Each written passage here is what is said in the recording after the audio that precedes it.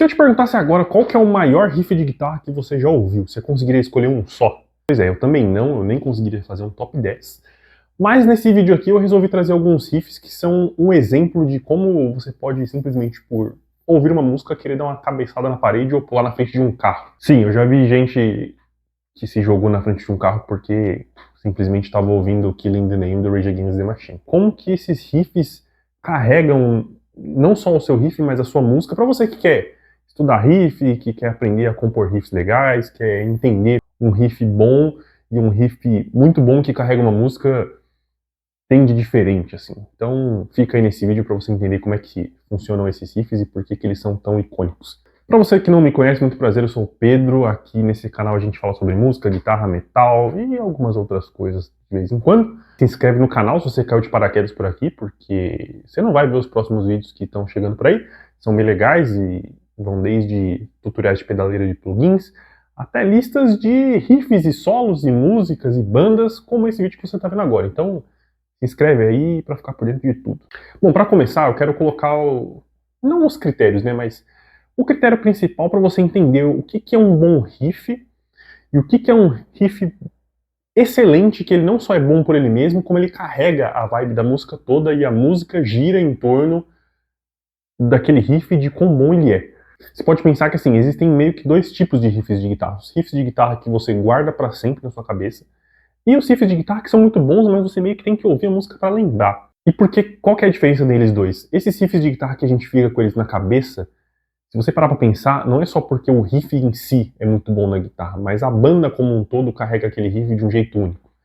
E eu já quero fazer você entender isso já com o primeiro exemplo, que eu queria pegar ali duas músicas do mesmo álbum do Machine Head. Pra você que não conhece Machine Head, pensa, sei lá, numa versão 4.0 do Metallica. Muito mais pesada, muito mais ignorante, muito mais pé na porta.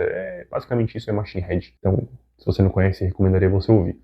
Mas eu quero dar um exemplo aqui para você entender como que um riff de guitarra legal, e porque ele é legal na guitarra, e é isso, como um riff que a música vai embora e você a música inteira, como eu disse, quer se jogar na frente de um carro, de tão bom que é o riff. Eu peguei o nome do riff e não peguei o nome do álbum. Eu tenho problemas com nomes, eu ouço muita coisa. Esses dois riffs que eu quero te exemplificar para você entender a diferença são do álbum The Blackening, esse aí que tá aparecendo na sua tela. Esse álbum tem muita pedrada e tem muito soco no estômago de riff, assim. Se você quer, de novo, ouvir mais músicas mais pra frente, muito pesadas e estupidamente soco no estômago, ouça esse CD. É tipo ouvir um CD do Pantera, com tanto riff bom que tem. Mas enfim, vamos dar um exemplo. A música que eu quero pegar aqui e dizer pra você é a música Halo. Ela é uma música que ela é consideravelmente grande, acho que ela tem mais de 8 minutos. E o riff de guitarra dela é um riff muito bom. Ele foi construído de uma forma completamente diferente do que os riffs de guitarra, até desse próprio álbum, são levados.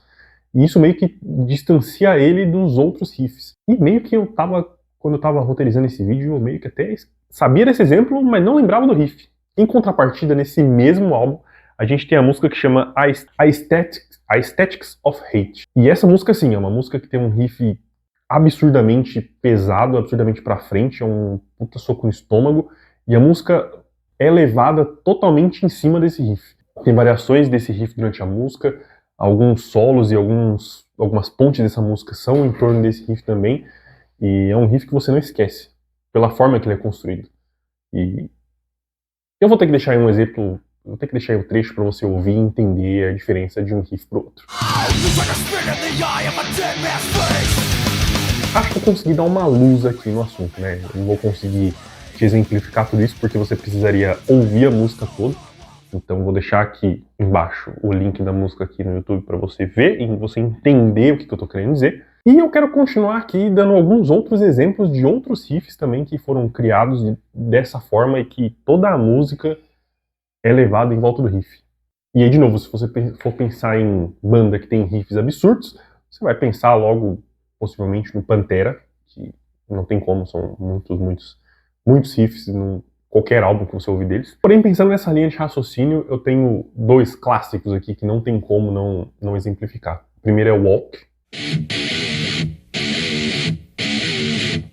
que é um dos clássicos, é um dos riffs mais clássicos de metal, e a música toda vai embora em cima dele, e você com certeza veria alguém jogando na frente de um carro ouvindo esse riff.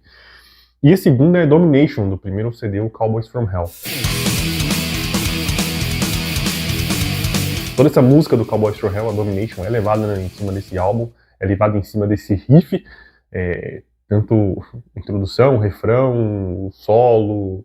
O último trecho é um riff completamente diferente, mas ainda assim na mesma vibe da música, né? A música chegou até ali e ali ainda assim você quer aumentar o volume no último e continuar ouvindo aquela música, é incrível. E aí saindo de Pantera, indo pra uma coisa completamente mais moderna aí, que pouca gente provavelmente conhece, e eu diria até que é um dos meus favoritos aqui dessa lista, é a música Messiah Complex, a parte 5 dela, lá do Reiki. O Reiki é uma banda que usa guitarras as afinações mais agudas deles são 7 cordas, então eles usam guitarras de 7, 8 cordas, você já imagina por aí que são riffs absurdamente pesados. Só que, como eu disse, todo esse riff ele é construído em conjunto com a banda, não é só um riff de guitarra. Os grooves da bateria entram junto, o baixo segue a mesma linha, até o teclado meio que da banda caminha junto com essa guitarra. E foi um riff, quando eu vi a primeira vez também, não tive como não aumentar o volume. E eu vou abrir um parênteses aqui, esse é inclusive uma das músicas que, quando eu pego um fone novo pra ouvir, é uma das músicas que eu testo, pra sentir os graves do fone, se eles são bons, se eles são definidos. Então se você não ouviu aí Messiah Complex, ouça ela inteira, mas a parte 5 tem um riff que você vai querer ouvir no último volume do seu fone. Ainda no mundo do prog, eu preciso citar aqui 2 riffs do Dream Theater por características diferentes. A primeira é a música mais, entre aspas, metálica deles também, que é As I Am. Toda a estrutura dessa música é construída ali em cima dos clássicos do thrash metal ali, e o riff dessa música eu acho que marcou uma geração, assim, todo mundo que conhece alguma música do Dream Theater provavelmente conhece Pull Me Under ou As I Am, e muito por causa desse riff que está presente em toda a música e que toda a música é construída em cima dele, tanto os versos. Uma curiosidade dessa música, inclusive, é que ela é uma das pouquíssimas músicas, se não a única, é a única que me vem na cabeça, que o riff do primeiro verso e o riff do segundo verso é o mesmo. Realmente Petrucci cria a segunda parte da música e ele mesmo fala que se você tem N possibilidades com música que pode seguir, por que você vai ficar na mesma? Pois é, As I Am foge dessa regra e é a única música ali que me vem na cabeça, pelo menos, que tem o riff igual no primeiro verso e no segundo verso. Olha só, curiosidade legal. E a segunda música foi uma música que eu ouvia, conhecia do Dream Theater, mas era uma música só parei para prestar atenção nela quando eu ouvi ela ao vivo, que é a Nightmare to Remember. Essa música, por que o riff dela tá aqui? Porque essa música ela já é um épico do Dream Theater, ela já tem 16 minutos, então ela tem muitos temas, tem muitos riffs, muitos solos e muitas coisas que passam por ela.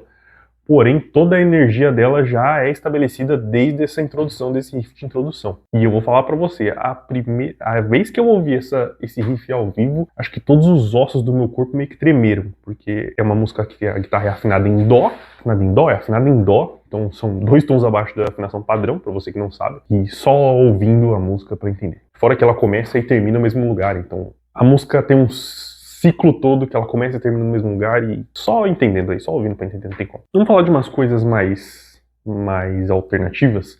Eu queria também colocar aqui um exemplo que eu até conheci recentemente, que é do Limp Bizkit. Eu não conhecia Limp Bizkit, e sei lá, você pode me chamar de N coisas por não conhecer Limp Bizkit, mas quando a gente fala de Limp Bizkit, uma das músicas que vem na cabeça é Nuke.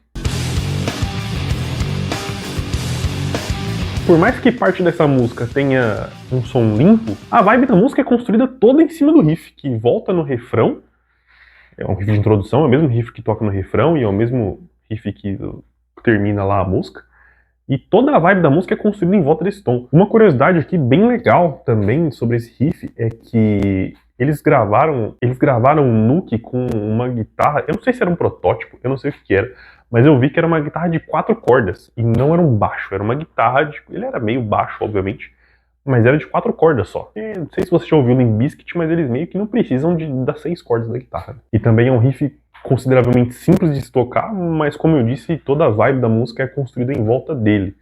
Então é um dos riffs aí que você com certeza ouviria com o volume máximo também no seu fone.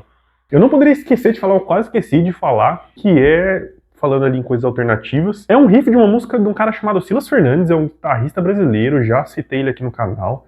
Ele é o melhor guitar tech que eu conheço, é um dos primeiros canais de guitarra que eu comecei a assistir. E ele tem alguns projetos, ele tem um projeto musical. O último EP que ele lançou tem a primeira música desse EP é a música Earth Was Boring. E é um riff que não tem como descrever. Ele usa guitarra de 7 cordas nessa música. Se eu não me engano, ela é meio tom abaixo ou um tom e meio abaixo. Eu acho que é meio tom abaixo, acho que o bordão tá em lá sustenido. E, cara, é outro riff que faz tremer todos os ossos do seu corpo. Você quer ouvir aquele riff no máximo possível. Eu tô falando pra você aqui agora, eu quero dar play aqui pra ouvir essa música. Porque, cara, é uma energia absurda. Essa aqui, ela é um pouco exceção, porque essa música na metade pra frente, ela meio que dá uma quebrada e segue um outro caminho. Ela segue um caminho não óbvio, eu diria. Diria que é uma das características do Silas, inclusive. Mas a primeira metade da música, ela é toda construída na energia lá em cima, porque é um riff esmaga crânio, como diria ele. Então, assim, eu não poderia deixar de falar, porque é uma música muito recente, entre aspas. O EP foi lançado algumas semanas atrás e eu não poderia deixar de mencionar aqui, porque é incrível. Mas agora eu queria falar um pouco de clássicos e por que tem alguns mitos em cima deles. Alguns mitos assim, né? Nossa, Jesus morreu na cruz por causa desses caras. O mundo acaba em cima desse riff de guitarra, né? E a gente pode começar falando do próprio Rage Against the Machine com Killing the Name. E Killing the Name é legal porque ele é muito um groove de baixo também. Ele é todo em pentatônica, se eu não me engano. Rage Against the Machine não é uma banda que usa muita distorção, por exemplo. Não é uma banda que usa afinações muito baixas. Mas o Tom Morello conseguiu ali tirar alguns riffs de guitarra que são absurdamente fodas. E Killing the Name é um desses exemplos. É uma música que está afinada em drop, né? Drop Ré. Não é uma afinação tão grave assim, igual, sei lá, Nuke que a gente viu, a própria que eu falei agora do Silas, que é 7 cordas, meio tom abaixo, enfim. Mas é um riff que mudou uma geração aí, moldou uma geração de fãs de new metal, não sei como especificar, como descrever Rage Against. E se você não conhece, você precisa ouvir essa música inteira. Eu diria pra você ouvir esse CD inteiro, que é o primeiro CD do Rage Against the Machine. E a própria música Bomb Track, pra mim, tem um riff tão bom quanto. Eu diria que mais, eu gosto mais de Bomb Track do que Killing the Name, me desculpa você. Mas também é outro riff que é muito groovado. Parece que ele veio meio que do baixo, e os caras conseguiram levar a banda toda em cima desses riffs, que não é uma banda muito grande, né, bateria, baixo e guitarra. Mas os caras conseguiram levar todas as músicas em cima dos principais riffs e tem um som absurdo. Você pode pensar em outras bandas mais clássicas também dos anos 90, anos 2000, como Slipknot. Slipknot tem vários riffs que as músicas seguem meio o caminho do riff, mas a principal que eu diria é Psychosocial. Eu diria que nem a energia toda desse riff não tá na guitarra, é muito coisa da bateria também, o jeito que a bateria é construída, o jeito que os grooves são feitos. Toda a mixagem que foi feita, o trabalho é incrível e meio que esse riff, ele é um conjunto da banda inteira também, não é só a guitarra isolada. E aí eu acho que você entendeu essa linha de raciocínio desse riff, né? A gente poderia ali falar de bandas clássicas como Metallica, como Master of Puppets, como Ride the Lightning, as músicas mesmo, não os álbuns. Enter Sandman, por exemplo, que é um dos riffs mais populares de metal, provavelmente. Porque a música é construída em cima daquele riff, não é um riff só que toca na introdução e depois vai para outro tema. Se você está pensando aí em criar riffs que sejam muito bons e que sejam memoráveis e lembráveis e que as pessoas nunca esqueçam do que você está fazendo, pense em como você constrói a música em volta daquele riff e não simplesmente só faz um riff legal e faz uma progressão absurda. Se parar pra pensar, o próprio Dream Theater não tem tantos riffs legais porque é uma banda bem prog, viaja por muitos caminhos, entendeu? Então ninguém vai lembrar de uma música do Dream Theater ou do riff. Vai lembrar de As I Am, que eu falei, vai lembrar de The Dark Eternal Night, que também é outro 7 cordas lendário que ficou aí por gerações. Acho que ficou claro aí, né? Se ficou alguma dúvida, deixa aqui nos comentários.